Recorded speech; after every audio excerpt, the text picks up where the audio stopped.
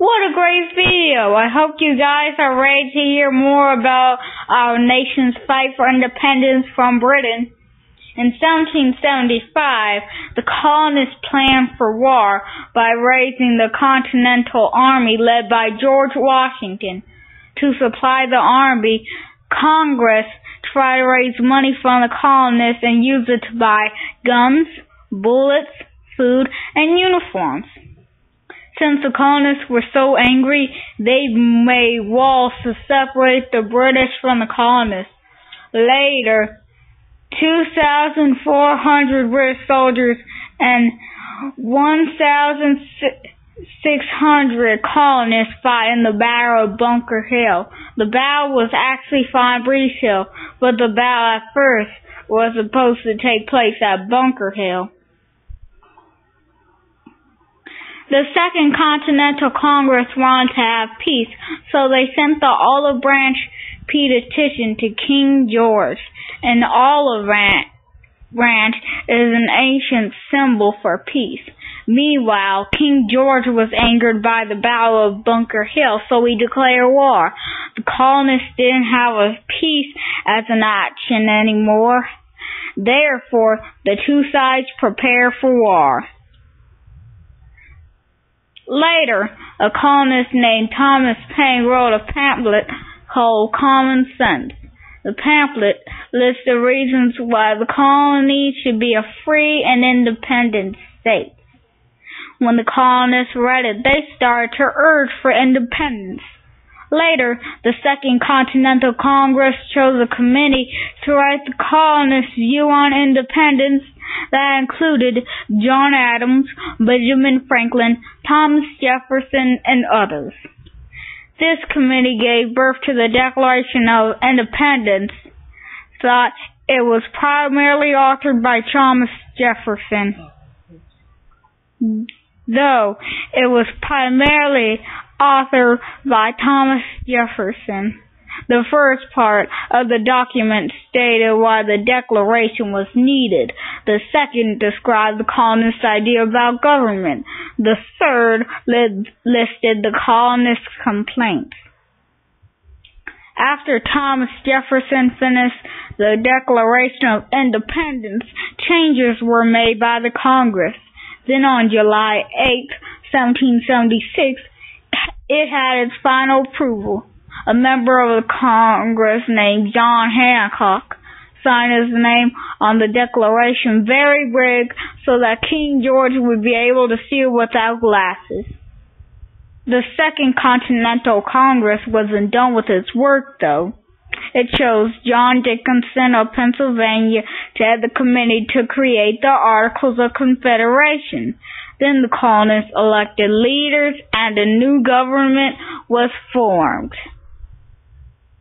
During the war, colonists started choosing sides. Some were patriots.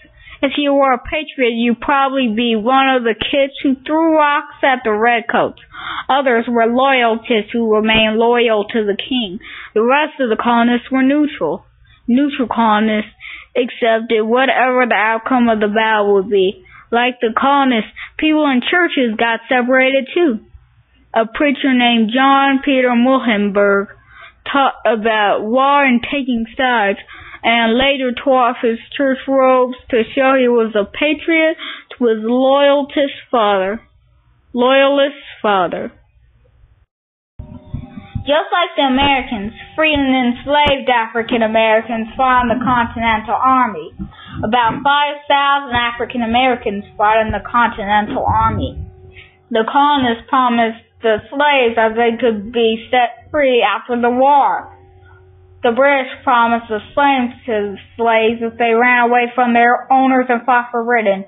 As a result, Britain raised a regiment of more than 300 African American soldiers. Women supported the Patriots' war effort. Mercy Otis Warren, Abigail Adams, and Martha Washington were all women who helped. But not all women were patriots. Some were loyalists.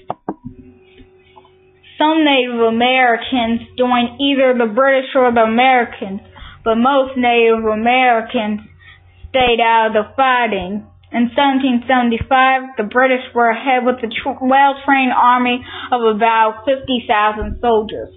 But the Continental Army were a group of 15,000 farmers with guns. Washington and his men were running away from the British because of his poor army. On Christmas Day, 1776, Washington successfully traveled through the ice-choked Delaware in boats and made a sneak attack at Trenton, New Jersey, taking about 900 Hessians prisoner. Then in October 1777, the Americans defeated a British army of more than 5,000 soldiers at Saratoga in New York. This was one of the worst British defeats of the war. After a few more encouraging victories, Washington decided to set up headquarters in Valley Forge. At Valley Forge, Frederick von Steuben, a German soldier, turned the ragtag Continental Army into a bayonet-fighting, well-marching soldiers. But the cold winter and lack of supplies there made it difficult to survive. During that time, Benjamin Franklin went to France to ask for help. The French wanted to aid the Americans to weaken their longtime rival, the British. However, the French leaders did not believe that the Americans had any chance of winning. Then they heard about the American victory over the British at Saratoga and decided to send supplies and soldiers to help the Patriots. The American victory at Saratoga rallied other countries, such as Spain, to send guns, food, and money to the Americans.